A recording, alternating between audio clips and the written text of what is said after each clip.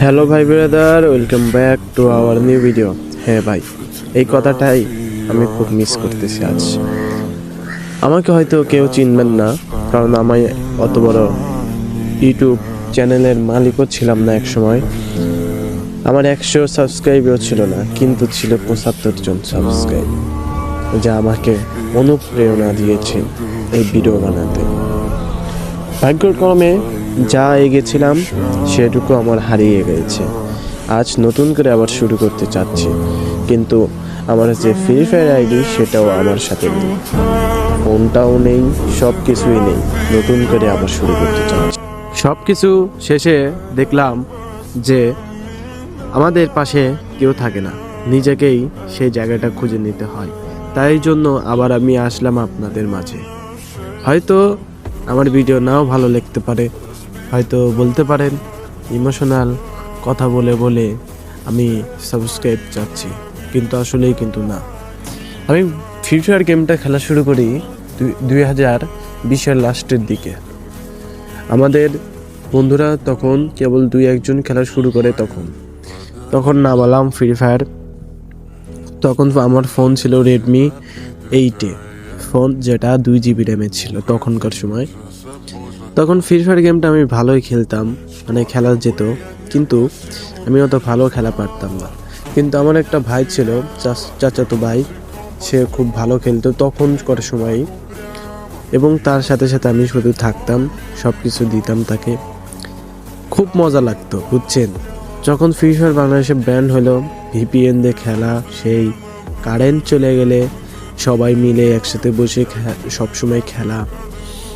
লেখাপড়া ছিল না করোনার সময়, তো সব কিছু নিয়ে মজা লাগতো। কিন্তু দেখেন, দেখতে দেখতে 2-3 বছর হয়ে গেল।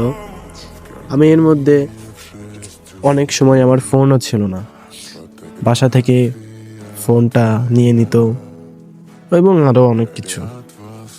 সব শেষে আমি ফ্রি ফায়ারের কাছে আবারও ফিরে এসেছি।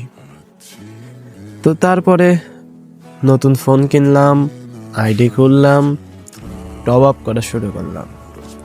আমার একটি এলাকায়, মানে আমার বন্ধু বান্ধবের কাছে একটি রেকর্ড আছে।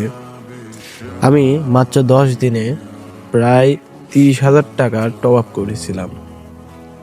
খুব আমার বাংলাদেশে আমি ম্যাক 10 ছিলাম, অনেক সময় আমি বাংলাদেশের রিজনেও ছিলাম। রিয়াদ ভাই আমার আইডির নাম ছিল। তো আমার সাথে সবাই খেলার জন্য তখন লাইন দিয়ে দাঁড়া থাকতো, মানে লাইন কি আমার সাথে খেলতো।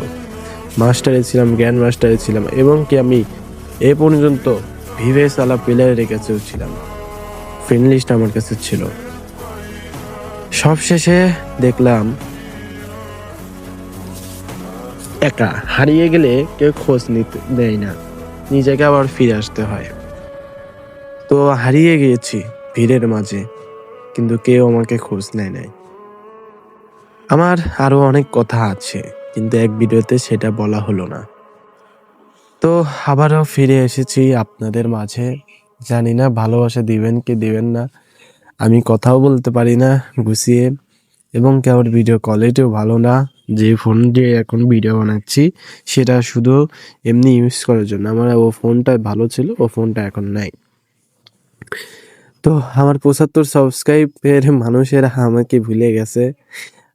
যাই হোক, 5-6 মাস আগে একটি ভিডিও আপলোড করেছিলাম ওই চ্যানেলে, যেটা 2000 মনে হয় মানুষ দেখেছিল, তারপরে আর কেউ দেখে নাই।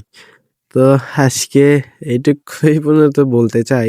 সবাই ভালো থাকবেন এবং আমার পাশে থাকবেন।